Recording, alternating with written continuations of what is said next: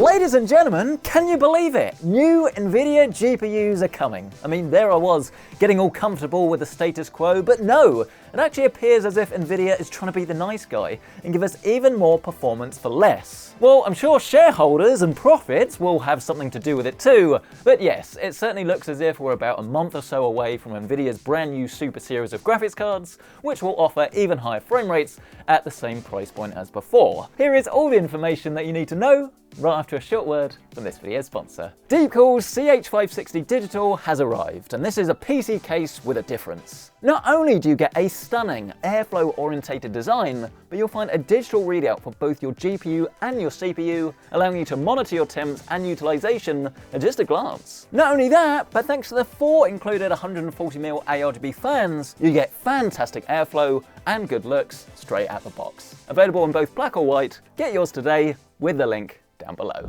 Let's start with the cards themselves. What is it exactly that's coming? Well, if rumours are to be believed, you're looking at a total of 3 new graphics cards: the RTX 4080 Super, the RTX 4070 Ti Super, and yep, you guessed it, the RTX 4070 Super. Each card will be more powerful than its original variant, with a decent chance of higher memory counts and bus speeds. The RTX 4080 Super looks set to move from 16GB of RAM to 20, which moves it a bit closer to AMD's 7900 XTX and the RTX 4090 24, whilst the memory bus could actually move from a 256 bus to a 320. This is a fair point of contention for online leakers though, with many disagreeing and saying it's going to stay exactly the same as the 4080. It's currently not clear whether it will be using the same AD103 chip as the outgoing 4080, or whether it will be a new cut-down version of the 4090's AD102. Now, if those specs and numbers don't sound particularly exciting to you, then chances are the raw performance increase probably won't either, as we're only expecting maybe a 5 to 10% core count increase,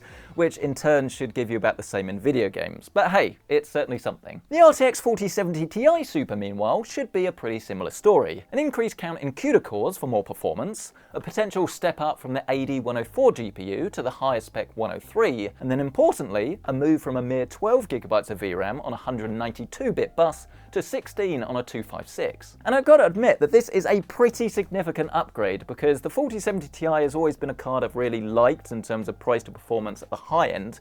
It's got great capability at 1440p and 4K, but that VRAM has always held it back a little bit in my opinion. So if this rumour is true, and we do now get 16 for the same sort of price as the 4070 Ti, I'm going to be a pretty happy boy. Finally, we then have the RTX 4070 Super, and this one is actually a little bit different, as it looks as if this is not a straight replacement for the RTX 4070, and indeed will sit alongside the existing 4070 as a brand new SKU, as it's actually expected to be a bigger jump in performance versus the other Supers. The 4070 Super should retain the same 12GB of VRAM on a 192-bit memory bus, but then increase the core count by roughly 20%, putting it much closer to the RTX 4070 Ti in terms of performance. So the question then becomes all about price. What exactly will Nvidia do? Will they be really generous and lower them down? Will they keep them the same, or will they be pretty mean and make them even higher?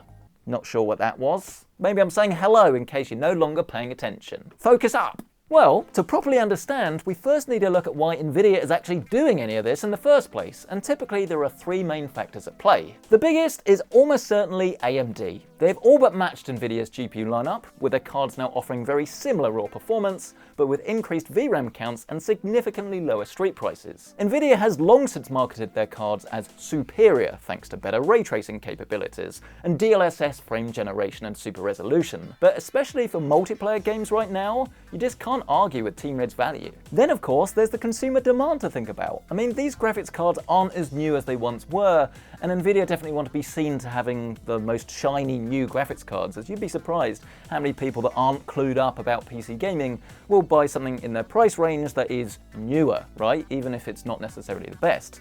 Then of course there's also the factor of consumer demand at the time of filming. I mean, this is currently the holiday season, it's Q4, this is naturally when sales are pretty high, but going into the new year when sales will start to slump, they need something to almost spice up the market a little bit so the sales don't dry out completely. The third reason is a touch more speculative, but we can assume that the manufacturing processes on these chips have actually improved with higher yields and potentially a higher percentage of better chips which will allow for a faster and more stable clock speed, which will result in more powerful graphics cards being available. With all three of these factors at play, and almost a year to go before the Nvidia 5000 series is rumoured to launch, well, it's clear Nvidia need to do something right now to generate some sales. I believe that the most likely scenario is that we see these new graphics cards coming in at the exact same price points as the one they replace, although the 4080 Super could be priced lower if we don't see a change to the VRAM. As Nvidia is already confident in their product, and they like to have their products seen as the luxury option anyway.